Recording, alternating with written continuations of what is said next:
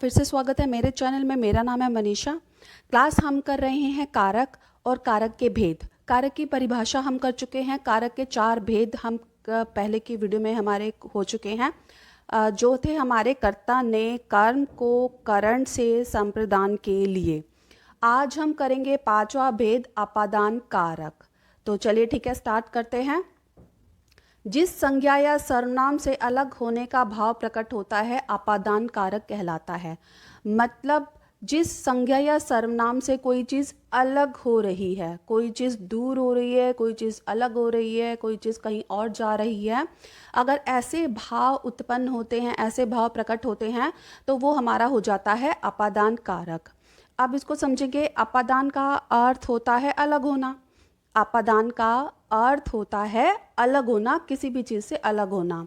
तो चलिए ठीक है, हम इसके कुछ उदाहरण हम कर लेते हैं जिससे हम इसको और अच्छे से समझ पाएंगे। पेड़ से आम गिरा। पेड़ से आम गिरा तो मतलब इसका अगर पेड़ से आम गिरा का मतलब ये है कि पेड़ से आम अलग हो गया। पेड़ से आम टूटकर नीचे गिर गया, मतलब पेड़ से आम अलग हो गया। तो यहाँ पे हमारा हो जाता है अपादान कारक। इस वाक्य में आम पेड़ से अलग हो रहा है, अभी हमने समझा। और इसका विभक्ति चिन्ह से है। अब आप ये कहेंगी कर्ता ने कर्म को करण से, तो उसमें भी विभक्ति चिन्ह से है। ठीक है, तो चलिए ठीक है, अब हम समझते हैं कि कौन कौन से वाक्य में हम अपादान कारक लगाएंगे और करण कारक और अपादान कारक में क्या अंतर है। और इसकी पहचान के लिए हम देखेंगे अलगाव, डर, दूरी, रक्षा, तुलना। ये जो भाव हमारे जिन वाक्यों में ये हमें भाव समझ में आते हैं, जिन वाक्यों में ये अलगाव के भाव, डर के भाव, दूरी के भाव, रक्षा के भाव, तुलना के भाव होंगे, वो सभी हमारे अपादान कारक में आएंगे। अब चलिए ठीक है, इसके कुछ नियम भी हैं, वो भी हम समझ लेते हैं। अपादान कारक के अलग होने के अर्थ में ये हम अभी कर चुके हैं। वह दिल्ली से दुबई गया। अब इसमें क्या चीज़ अलग हो रही है? दिल्ली से अलग होकर दुबई गया, मतलब वो दिल्ली से अलग हुआ, फिर वह दुबई गया। भय, डर होने के अर्थ में बच्चा अंधेरे से डरता है। तो यहाँ पे डर वाली स्थिति आ रही है, डर वाला भाव है, तो ऐसे वाक्य में हम अपादान कारक लगाएंगे। ठीक है, आगे आगे हम देखते हैं। दूरी होने के अर्थ में सूर्य पृथ्वी से दूर है।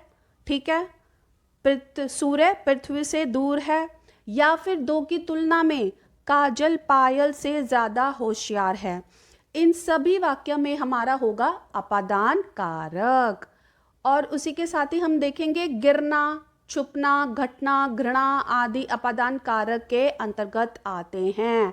अब आप इन सभी शब्दों को अगर ध्यान से देखें, गिरना तो मतलब किसी चीज़ से अलग होना, छुपना, ठीक है, मतलब कहीं छुपना, घटना,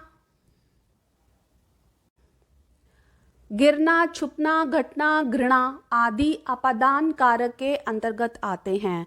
ऐसा कोई वाक्य जिसमें गिरने, छुपने या कोई भी हटना, घृणा, तो इन सभी में इन सभी शब्दों का भाव जिस वाक्य में हमें मिलेगा, तो वो सभी वाक्य हमारे अपादान कारक में आएंगे। जैसे हम यहाँ पे एग्जाम्पल देखते हैं, गंगा हिमालय से निकलती है। एक हम हमारा सिंपल ये हमारा बिल्कुल आसान वाक्य है कि गंगा हिमालय से निकल रही है। ठीक है, लेकिन वो हिमालय से निकल रही है, हिमालय से अलग होकर नीचे आ रही है। ठीक है, मुझे तुमसे नफरत है। ठीक है, मुझे तुमसे नफरत है। अब यहाँ पे हम देखेंगे, पहला तो गंगा हिमालय से निकलती है, से हम यहाँ पे चिन्ह देख सकते हैं, तुमसे में भी चिन्ह देख सकते हैं, मुझे तुमसे नफरत है। हमें किसी चीज़ से नफरत होती है तो हम उसके दूर जाते हैं। ठीक है, हम उसे दूर जाएंगे, हम उससे अलग हो जाएंगे, तो यहाँ पे भी हमारा होगा अपादान। और हम देखेंगे हमारा मीणा छत से गिर गई, मतलब मीणा छत से अलग हो गई। यहाँ पे अलग होने का भाव हमें साफ साफ नजर आ रहा है कि मीणा छत से अलग हो गई। ठीक है, यहाँ पे विभक्ति चिन्ह भी देख सकते हैं, से।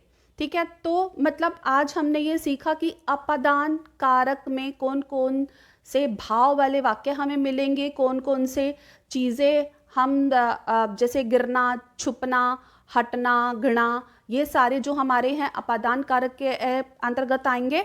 ठीक है। और मेन जो अपादान का कारक होता है किसी भी चीज से अलग हो जाना, दूर हट जाना, अलग हो जाना या गिर जाना।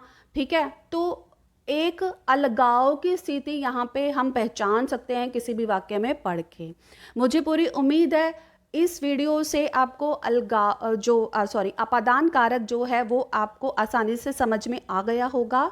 और अगर आपको फिर भी अगर कोई डाउट है, कोई परेशानी है, तो प्लीज़ मुझे कमेंट बॉक्स में ज़रूर बताएं। और प्लीज़ मेरी वीडियो को लाइक कीजिए, शेयर कीजिए, सब्सक्राइब कीजिए और बेल आइकन को प्रेस करना ना भूलें, ताकि आगे आने वाली वीडियो का लिंक आपके पास सबसे पहले और नोटिफिकेशन आपके पास सबसे पहले आ सके। आपका दिन शुभ रहे। धन्यवाद।